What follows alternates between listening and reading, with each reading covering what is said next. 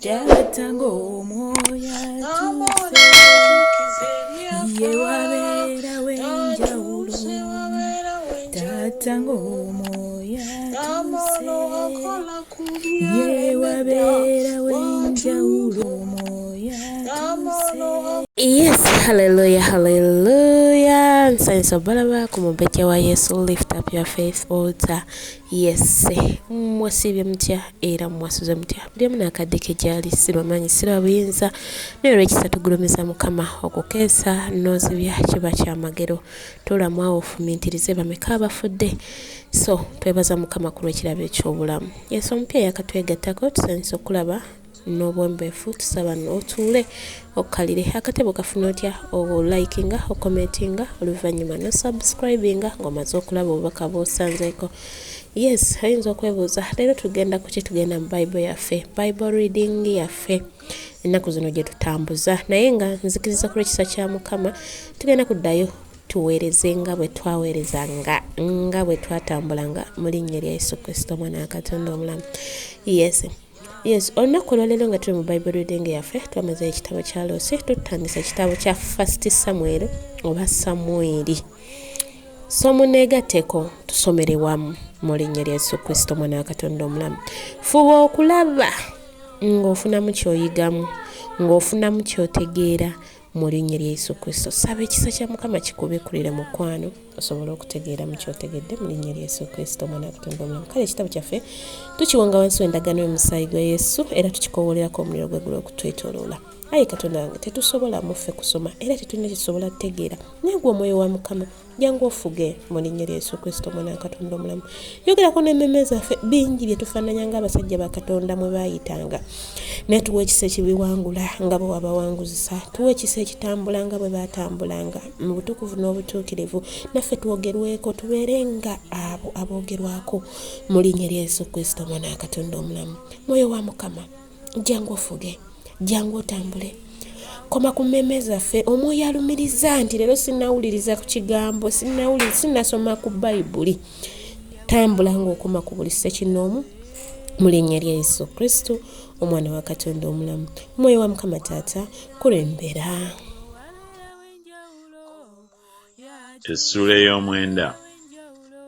Awo waliwo omusajja wa Benyamini erinnya lye Kiisi, mutabani wa Abiyeri, mutabani wa Zeroli, mutabani wa Bekolaasi, mutabani wa Afiya omwana w'Omubenyamini, omusajja ow'amaanyi omuzira, era yalina omwana erinnya lye Sawulo, omulenzi omulungi, so mu baana ba Isirayiri temwali muntu eyamusinga obulungi.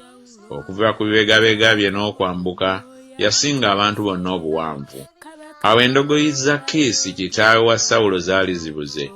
Kiisi n'agamba Sawulo mutabani we nti, twala omu ku baddu agende naawe ogolokoke ogende onoonye endogoyi. Awo n'ayita mu nsi ey'ensozi eya Efulayimu, n'ayita ne mu nsi ya Salisa, naye ne bataziraba. Awo ne bayita mu nsi ya Saalimu nga teziri eyo, n'ayita mu nsi ey'Ababenyamini, naye ne bataziraba. Awo baatuuka mu nsi ya Zufu, Sawulo n'agamba omuddu we eyali naye nti, tugende tuddeyo, kitange aleme okuleka okulowooza endogoyi ne yeeraliikirira ffe. N'amugamba nti, laba nno mu kibuga muno mulimu omusajja wa Katonda, era omusajja oyo bamussaamu ekitiibwa, byonna by'ayogera tebirema kutuukirira. Tugendeeyo kaakano, mpozzi ye anaayinza okutubuulira eby'olugendo lwaffe lwe tutambula. Awo Sawulo n'agamba omuddu we nti, naye laba bwe tunaagenda kiki kye tunaatwalira omusajja, kubanga emmere ewedde mu bintu byaffe, so tewali kirabo kye tuba tutwalira omusajja wa Katonda. Tulina ki? Omuddu n'amuddamu Sawulo nate n'ayogera nti, laba, nina ekitundu ekyokuna ekya sekeri eya ffeeza mu ngalo zange. Ekyo kye naawa omusajja wa Katonda atulagirire ekkubo lyaffe. Edda mu Isirayiri omuntu bwe yagendanga okubuuza Katonda n'ayogeranga bw'ati nti, jangu tugende eri omulabi, kubanga oyo ayitibwa nnabbi kaakano baamuyitanga mulabi edda. Awo Sawulo n'agamba omuddu we nti, oyogedde bulungi, jangu tugende. Awo ne bayingira mu kibuga omwali omusajja wa Katonda. Awo bwe baali balinnya awayambukirwa mu kibuga, ne basanga abawala abato nga bafuluma okusena amazzi. Ne babagamba nti, "Omulabye ali wano?" Ne babaddamu ne boogera nti, "Waali, laba ali mu maaso go. Yanguwa nno kubanga atuuse mu kibuga leero, kubanga abantu balina ssaddaaka leero mu kifo ekigulumivu. Bwe munaabanga mutuuse mu kibuga, munaamulaba mangu ago nga tannaba kwambuka mu kifo ekigulumivu okulya, kubanga abantu tebaali nga tannajja, kubanga yasabira ssaddaaka omukisa." Awo abaayitibwa ne balyoka balya. "Kale no kaakano mwambuke, kubanga kaakano lwe munaamulaba." Ne bambuka mu kibuga. Awo bwe baali bayingira mu kibuga, laba, Samwiri n'afuluma okuboolekera okwambuka mu kifo ekigulumivu. Awo Mukama yali abikkulidde Samwiri ng'ekyasigaddeyo olunaku lumu Sawulo okujja, ng'ayogera nti, "Enkya nga mu kiseera kino n'aweereza gy'oli omusajja." Sawulo n'addamu n'ayogera nti, "Nzange bw'ekyo ekiteretse mu kinyumba." Ne bagolokoka mu makya. Awo olwatuuka obudde nga bukya, Samwiri n'ayita Sawulo waggulu ku nnyumba ng'ayogera nti, "Golokoka nkusindike ogende." Sawulo n'agolokoka ne bafuluma bombi, ye ne Samwiri. Bwe baali nga baserengeta ekibuga we kikoma, Samwiri n'agamba Sawulo nti, "Lagira omuddu ayitemu atukulembere." N'ayitamu. "Naye ggwe yimbirira buyimirizi mu kiseera kino nkuwulize ekigambo kya Katonda."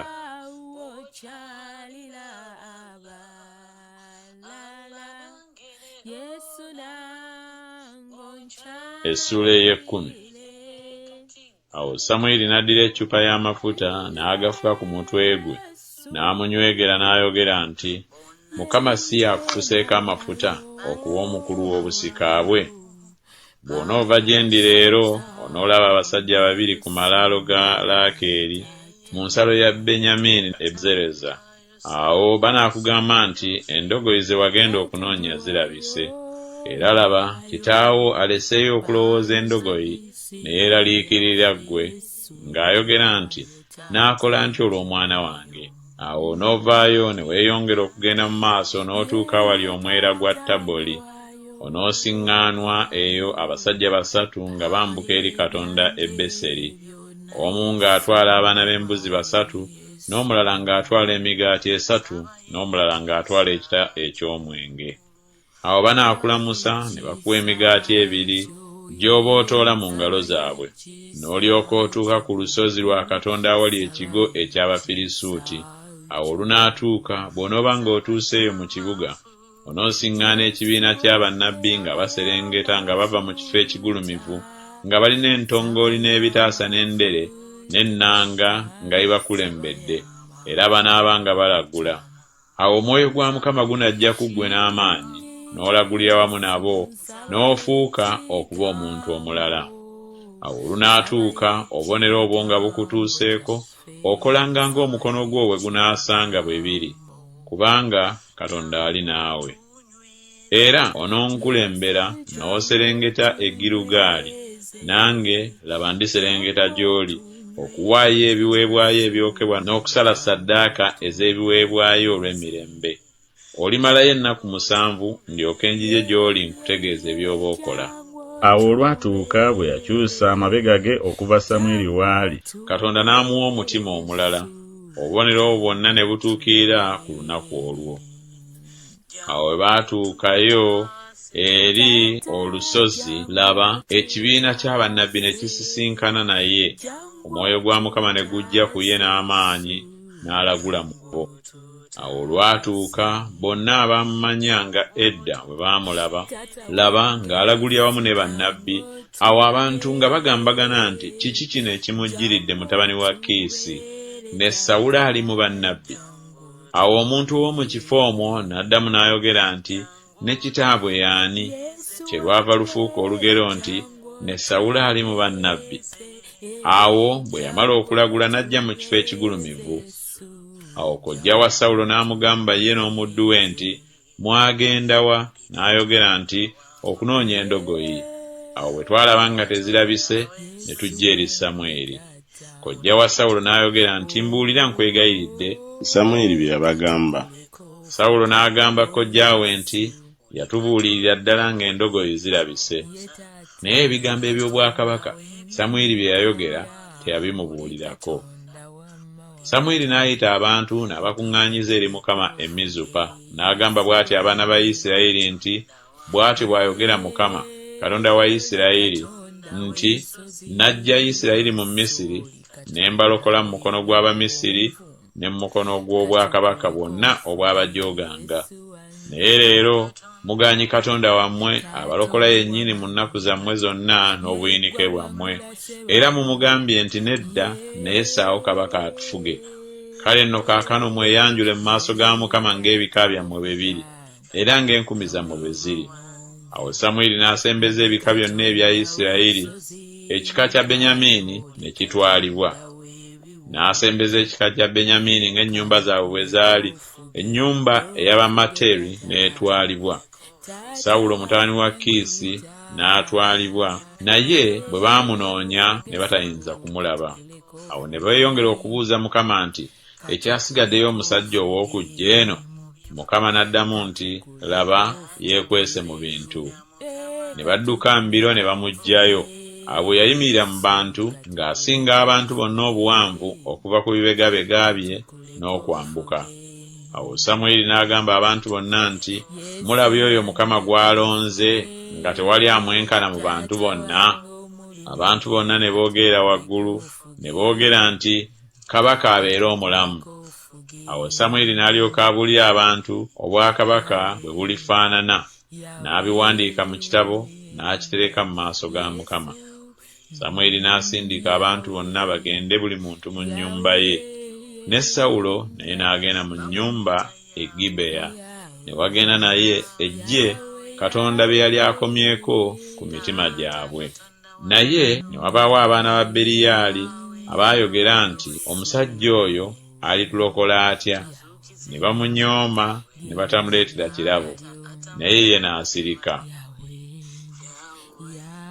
Yes, hallelujah, hallelujah. Mbakulisaayo nnyo mu Bible reading yaffe ey'olunaku olwaleero. Abayakatwegattako mupya kusaba n'obwombeefu teweerabira kusubscribinga, kulikinga, commentinga. Mukama ajja kunkolera obulungi. Weewaawo katonge ekigambo kyaffe wansi w'endagaano y'omusaayi gwa Yesu. Taata omwoyo omutukuvu, taata leka ekigambo kyo tukiwonga wansi w'endagaano y'omusaayi gwa Yesu. Leka kitukolemu omulimu, kituwulire ddala awo, tukole ebyo bajjajjaffe bye baakola eby'obutukuvu n'obutuukirivu. Temutambulanga ffe bwe twagala, mu linnya lya Yesu Kristo omwana wa Katonda omulamu. Omwoyo wa Mukama Dadi tukozese eby'ensonga, leka ekigambo kyo kino tukiwulidde, amatu gaffe leka gaveemu envumbo, gawulire ekyo kye tuwulidde era tukitambulemu mu linnya lya Yesu Kristo Mukama waffe. Amina, amina.